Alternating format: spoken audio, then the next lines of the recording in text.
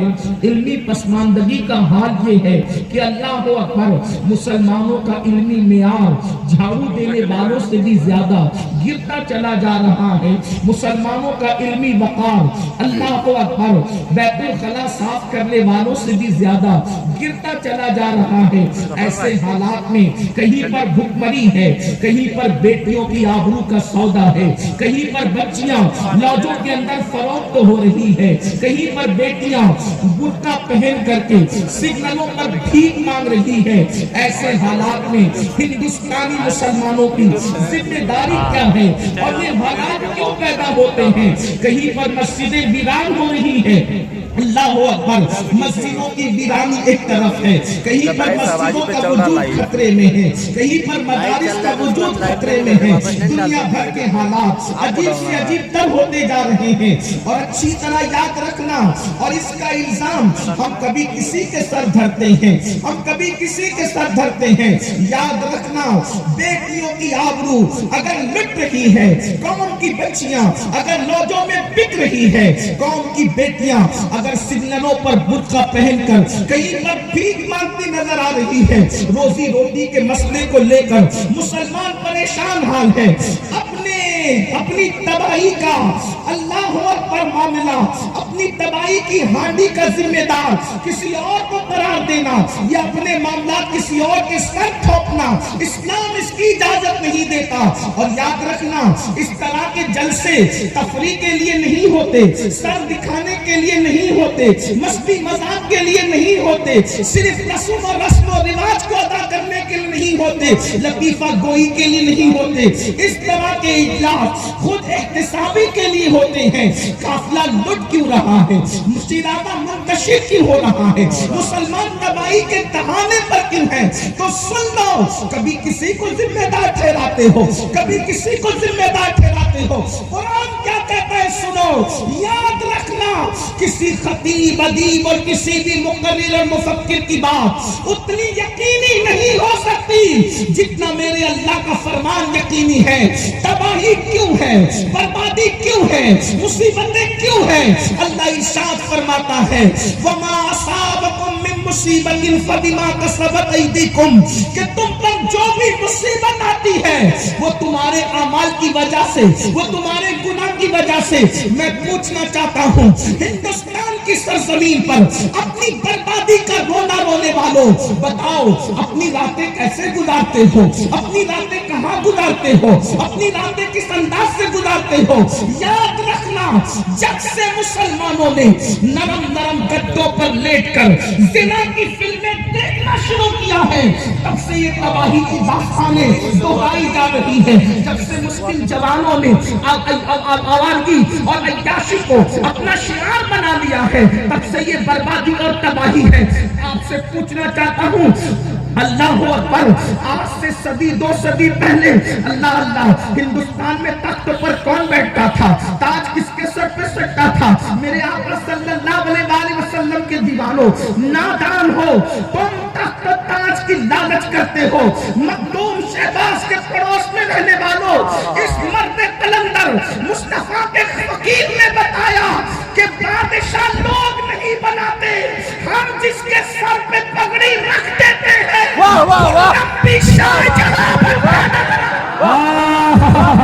نعرے تکبیر، نعرے رسالت، نعرے حیدری، فیضان سلطان العارفین، مقام برہان العاشقین، خانقاہ شہبازیہ۔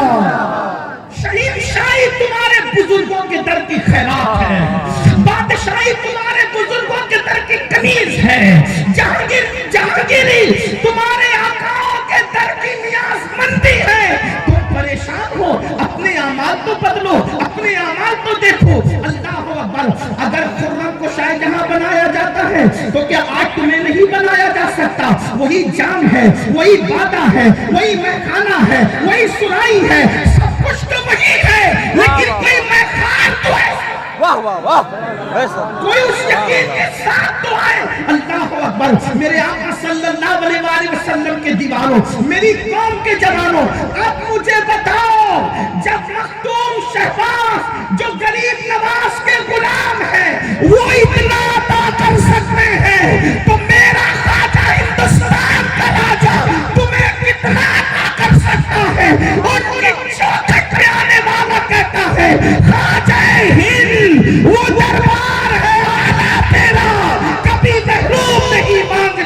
वाला, زندہ باد زندہ باد، واہ کبھی واہ، محروم نہیں مانگنے والا تیرا۔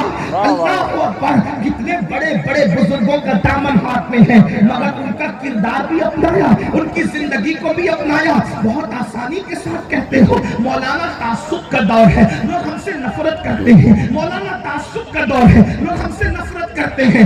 جھوٹ ہے، سب جھوٹ ہے۔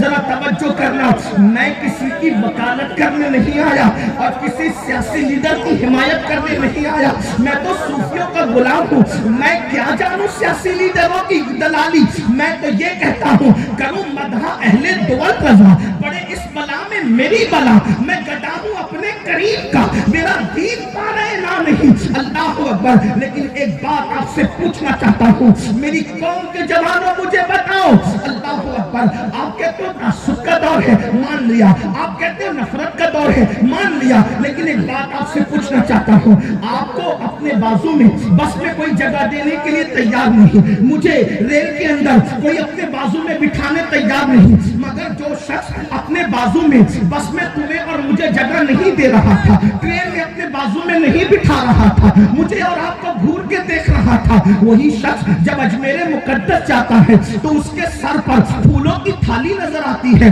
ارے تو مسلمان نہیں، تو مسلمانوں کو گھور کے دیکھتا ہے، تو بس میں بیٹھنے کو جگہ نہیں دیتا، یہاں پھول لے کر کے کیوں آ رہا ہے؟ غریب نواز کے آستانے پر تو پھول لے کر کیوں آ رہا ہے؟ محمود الہی کے آستانے پر تو پھول لے کر کیوں آ رہا ہے؟ قطب الأقطاب بابا قطب الدین بختیار کاکی کے آستانے پہ پھول لے کے کیوں آ رہا ہے؟ مخدوم شہباز کے آستانے پر اگر کتا بھی کاٹ رہا ہے تو آ رہا ہے، سانپ بھی کاٹ رہا ہے تو آ رہا ہے، بچھو بھی کاٹ رہا ہے تو آ رہا ہے، مجھے بتا کیوں آ رہا ہے؟ مجھے بس میں بازو میں جگہ نہیں دیتا اور وہاں نیاز مندی سے جاتا ہے تو غیب سی آواز آئے گی، تو ڈھونگی مسلمان مکار ہے، وہ سچا مسلمان ہے، اس کی طرح مسلمان بن جا، ساری دنیا کو تیرا غلام بنا دوں۔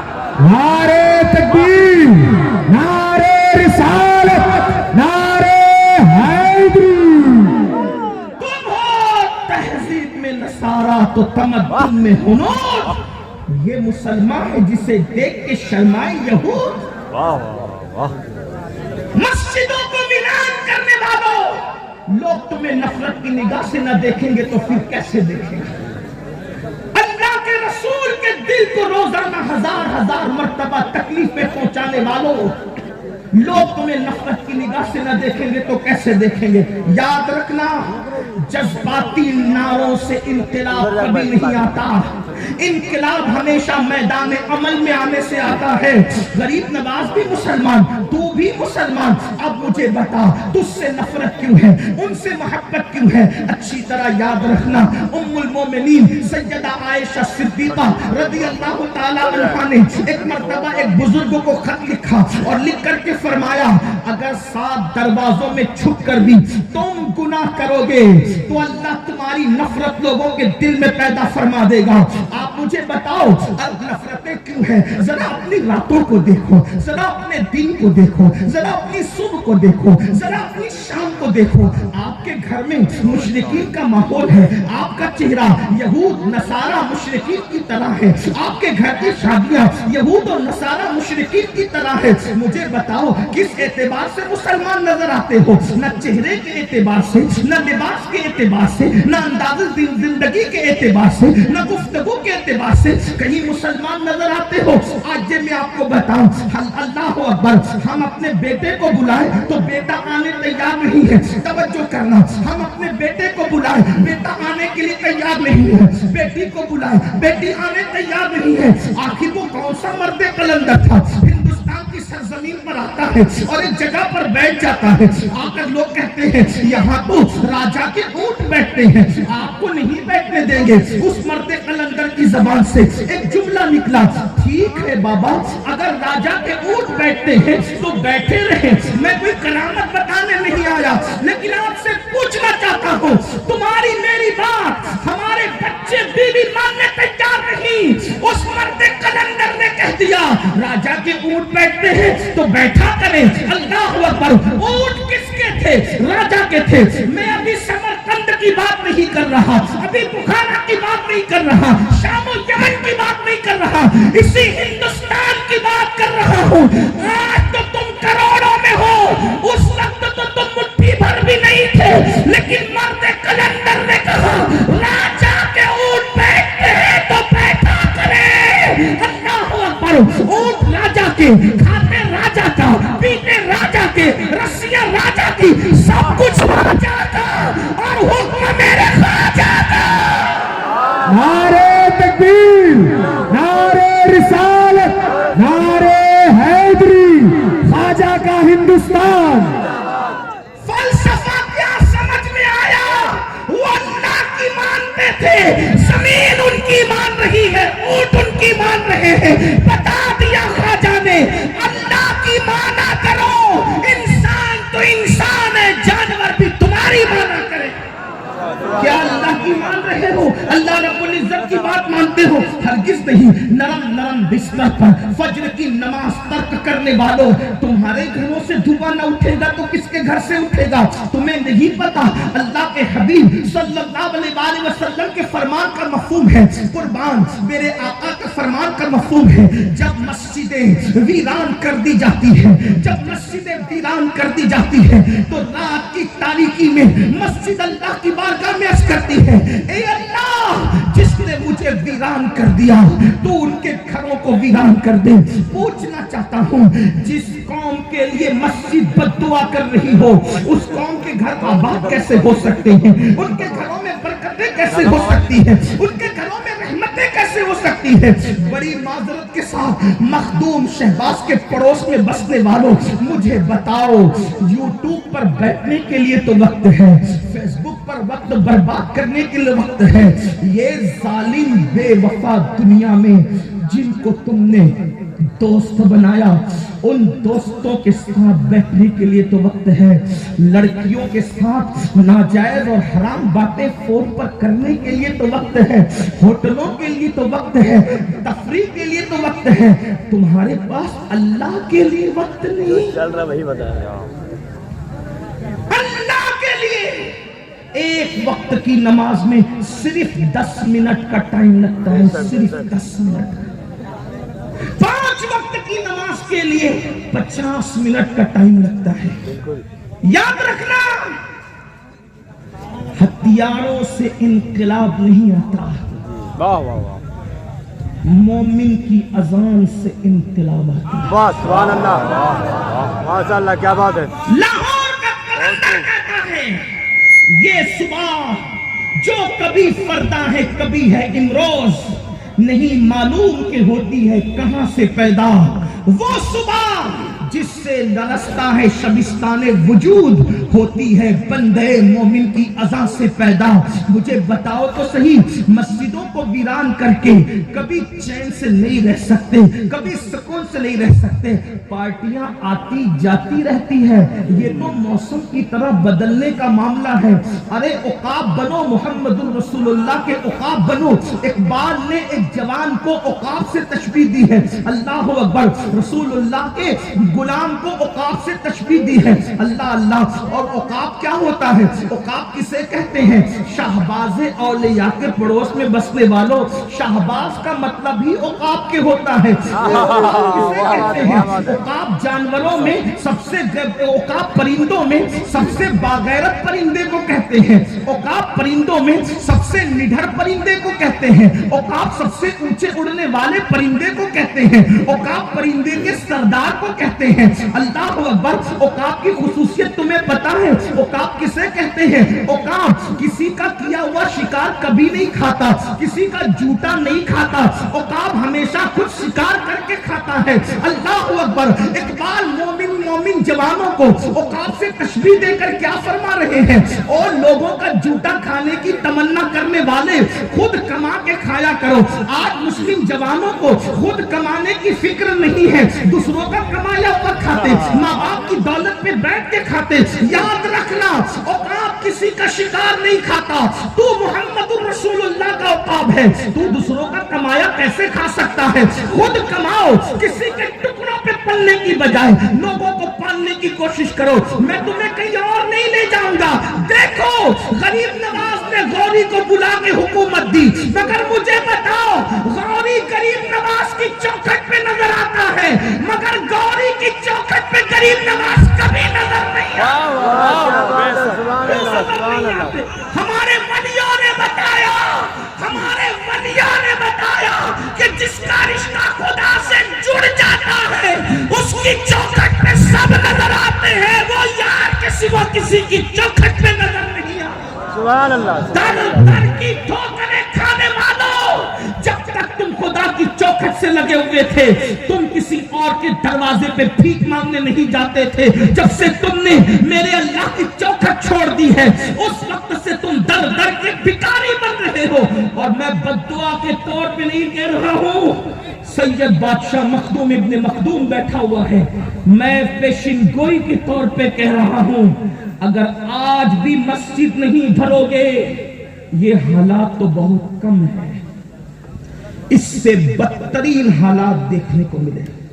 بددعا کے طور پہ نہیں, آپ کے سامنے ایک بانگے درا کے طور پر گھنٹی بجائے جا رہے ہیں.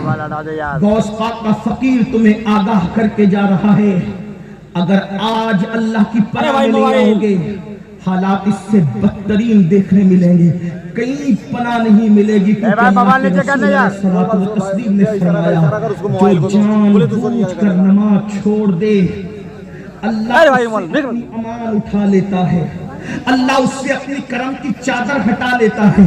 ذرا غور تو کرو, اللہ جس سے پناہ ہٹا لے, اللہ جس سے پناہ ہٹا لے, توجہ کرنا میری قوم کے جوانوں, اللہ جس سے پناہ ہٹا لے اس کو کون پناہ دے سکتا ہے؟ توجہ کرنا, اللہ کی پناہ کا مطلب کیا ہے ذرا غور کرنا. دیکھو ایک گنڈا گزرا ہزاروں سال پہلے, دنیا اس کو فرعون کہتی ہے.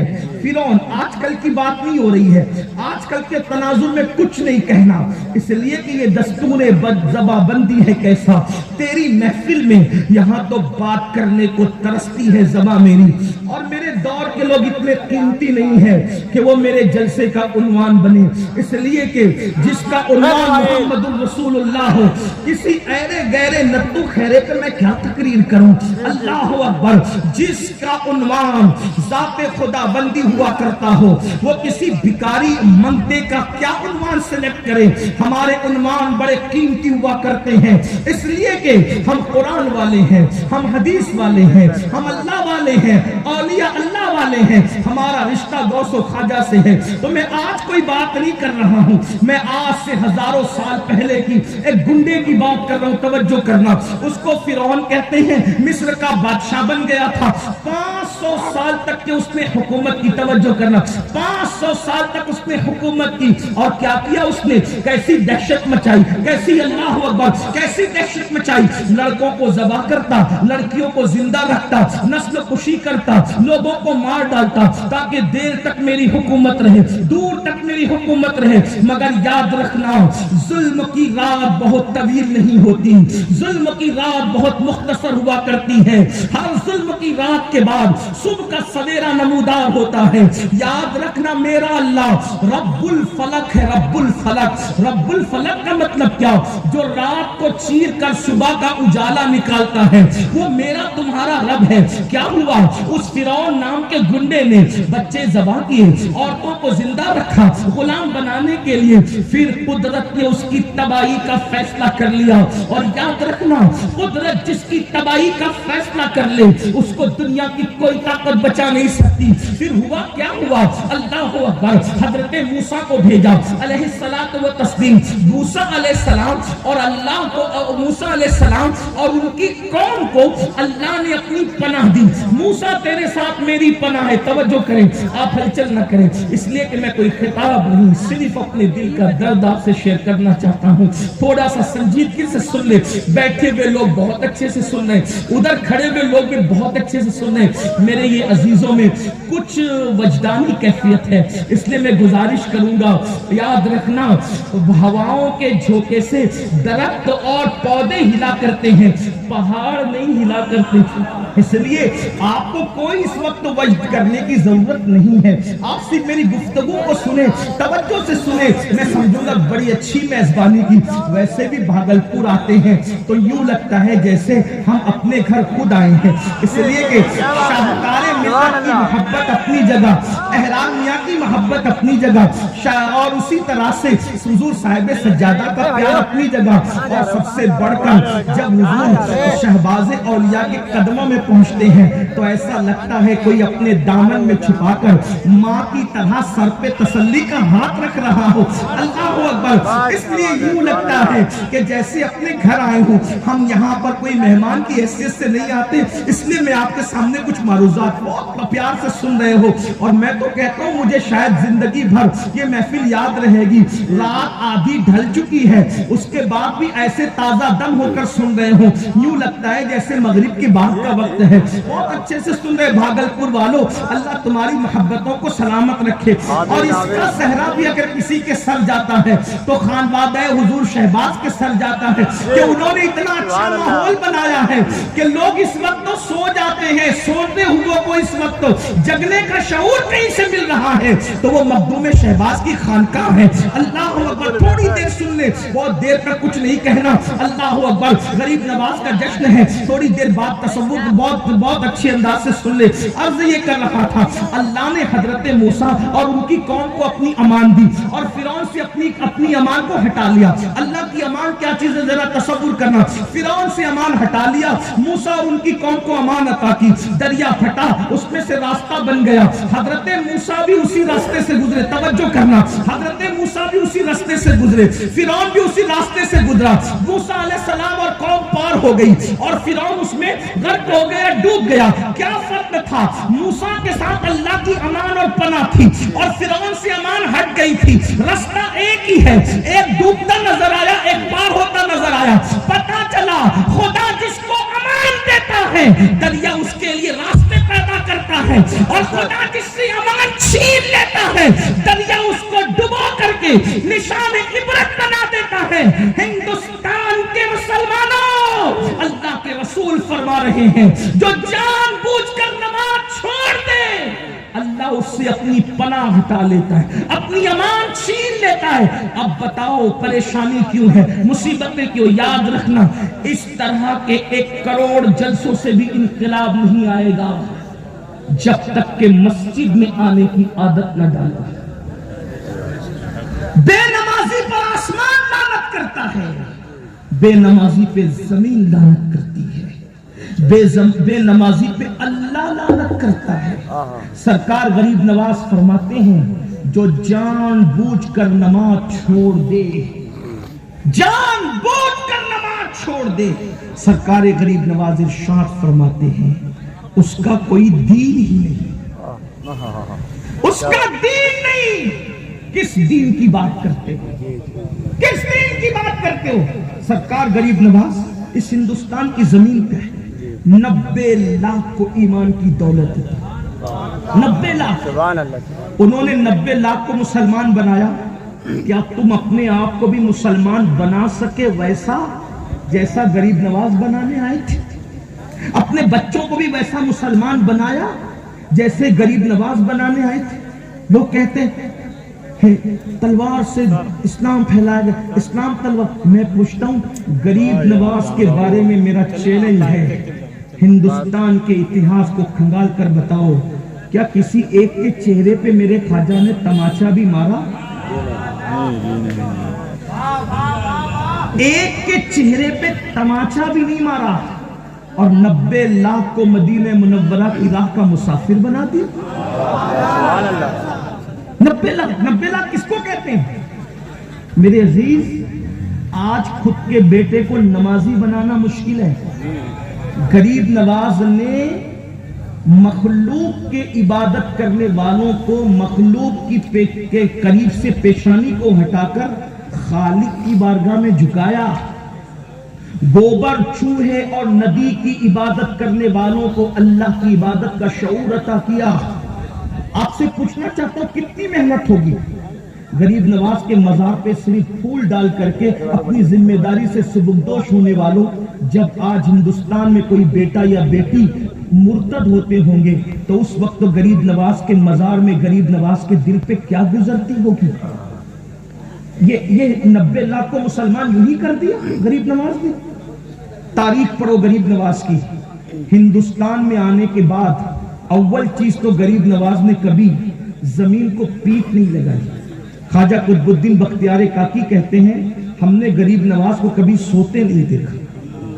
97 سال کی عمر میں ابتدا کے 27 سال رات کو سوتے بھی تھے، دن کو جگتے بھی تھے، رات کو سوتے تھے، دن کو جگتے تھے، دن کو کبھی سوتے تھے، رات کو جگتے۔ آخری کے 70 سال غریب نواز نہ دن کو سوئے نہ رات کو سوئے۔ کیا فکر تھی دین کے لیے؟ آج ہمیں روزی کی فکر میں نیند نہیں آتی، بیٹی کو رشتہ نہ آئے تو اس کی فکر میں نیند نہیں آتی، اولاد سے گود خالی ہو تو اس کی فکر میں نیند نہیں آتی۔ غریب نواز کو نیند کیوں نہیں آتی تھی پتہ ہے؟ میرے نانا نے مجھے ہندوستان میں اسلام کے لیے بھیجا، میں وہ ذمہ داری کو نبھا سکوں گا کہ نہیں؟ 70 سال تک کبھی بستر کو پیٹ نہیں لگایا، 60 سال کی عمر ہو گئی، شادی نہیں کی۔ خواب میں رسول اللہ نے فرمایا بیٹے معین الدین تم شادی نہیں کرتے؟ تو خواب سے بیدار ہو کے آنکھ میں آنسو تھے، دین کے کام میں اتنا مصروف ہوا کہ میں تو شادی ہی بھول گیا۔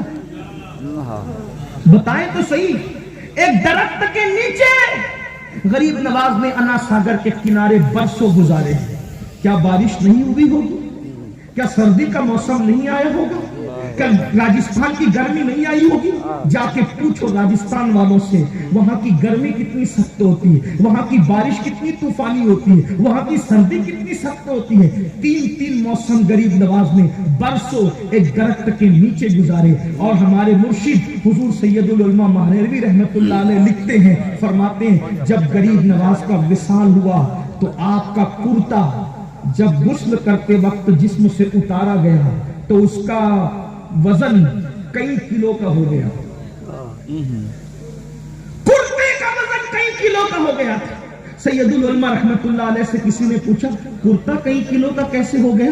تو فرماتے تھے کہ مدینہ منورہ سے چلے تھے کرتا پہن کر، اسی کرتے پہ پوری زندگی گزار دی۔ جب پھٹتا تھا تو پیون لگاتے تھے، پھٹتا تھا تو پیون لگاتے تھے، پھٹتا تھا تو پیون لگاتے تھے۔ اتنے پیون لگائے انہوں نے کہ پیون پر پیون لگنے کی وجہ سے کرتا تو اپنی جگہ ختم ہو گیا، پیون ہی پیون نظر آتے تھے، اور اس پیون کثرت سے لگانے کی وجہ سے کرتے کا وزن کئی کلو ہو گیا تھا۔ اس محنت کو یوں ضائع کرو گے؟ غریب نواز کی دعا ملے گی یا پھر ان کا قہر ملے گا؟ وہ تو بڑے کریم ہیں، کریم الابوین ہیں، ان کا قہر تو نہیں ہوگا۔ لیکن ذرا سوچو تو صحیح، غور تو کرو۔ ایک بات مجھے یاد آئی، بہت خوبصورت سی بات۔ ایک شخص بڑا نیک متقی پرہیزگار غریب نواز کی چوکھٹ پہ گیا، سرکار یہ حاجت ہے دے دو، یہ حاجت ہے دے دو، یہ حاجت ہے دے دو، یہ حاجت ہے دے دو۔ دیر ہو گئی، نہیں ملا۔ ایک نچنیا آئی، رقاصہ، اس نچنیا نے کہا خواجہ دے دے، ادھر کا دے دے، ادھر مل گیا تو حافظ قرآن نیک آدمی کو غصہ آیا اور اس نے کہا خواجہ تیرے یہاں انصاف نہیں ہے۔ ہاتھ اٹھائے اور چوکھٹ پہ مارا، توجہ کریں، ہاتھ اٹھائے چوکھٹ پہ مارا، تیرے یہاں انصاف نہیں ہے، میں چلا، میں نہیں مانگوں گا۔ ایک نچنیا، رقاصہ، پاپی، مجرم کو فوراً دیتے ہو اور مجھے اتنی دیر کرتے ہو۔ ہاتھ مار کے چوکھٹ پہ جیسے ہی چلا، ایک خوبصورت چہرے والے، بڑی بڑی آنکھیں، سفید روشن سی داڑھی۔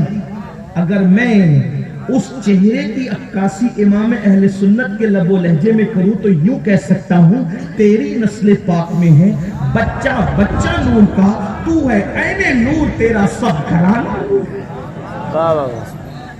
خوبصورت چہرہ، پر وجاہت چہرہ۔ اور یاد رکھنا یہ کوئی لفاظی نہیں ہے، میں پھر کہتا ہوں میں کوئی لفاظی کرنے والا آدمی بھی نہیں، اس لیے کہ میرے پاس الفاظ کا کوئی ذخیرہ بھی نہیں۔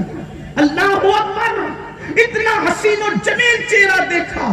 حافظ جی جا رہے تھے، نیک صاحب پرہیزگار آدمی جا رہے تھے، کہا بابا رکو، جاؤ تمہاری مراد بھی پوری ہو گئی۔ انہوں نے کہا آپ کون ہے جناب؟ جس کے یہاں مراد لے کر آئے تھے انہوں نے تو کچھ دیا نہیں، آپ بشارت دے رہے مراد پوری ہونے کی؟ تو کہا جس کے یہاں آئے تھے وہی معین الدین، جس کے یہاں آئے تھے وہی معین الدین ہوں، جاؤ، جلدی تھی نا، لے جاؤ تمہاری۔ تو کہا سرکار معاف کرنا، اتنی تاخیر کیوں کی؟ فرمایا بیٹا تو نیک پرہیزگار حافظ قرآن، میری چوکھٹ پہ بیٹھ کے قرآن پڑھتا تھا، قرآن مجھے بہت اچھا لگتا تھا، کیا بات ہے، کیا بات، تلاوت مجھے بہت اچھی لگتی थी, इसलिए मैं देने में देर कर रहा था कि अगर जल्दी करूंगा तो तू चला जाएगा, तो तेरा जाना मुझे पसंद न था, इसलिए मैं तुझे देर कर रहा था कि देर करूंगा तो तू बैठा रहेगा, पढ़ता रहेगा, तिलावत करता रहेगा। और मुझे कुरान से बहुत मोहब्बत है और उसकी आवाज मुझे पसंद न थी, इसलिए एक आवाज में मैंने दे करके उसको फौरन भगा दिया, क्योंकि उसकी आवाज मुझे पसंद न थी। तो ऐ अल्लाह के बंदे, तुझे जल्दी थी, जा मुरादपुरी का सरकार माफ करना। और फरमाया जा तो रहा है, जरा जाते जाते कुछ देख कर जा। अपनी पीठ से जैसे कुर्ता हटाया तो देखा 10 उंगलियों का निशान गरीब नवाज की पीठ पर था। 10 उंगलियों का निशान गरीब नवाज की पीठ पे था। हाफिज जी ने रोते हुए कहा, हुजूर ये क्या है?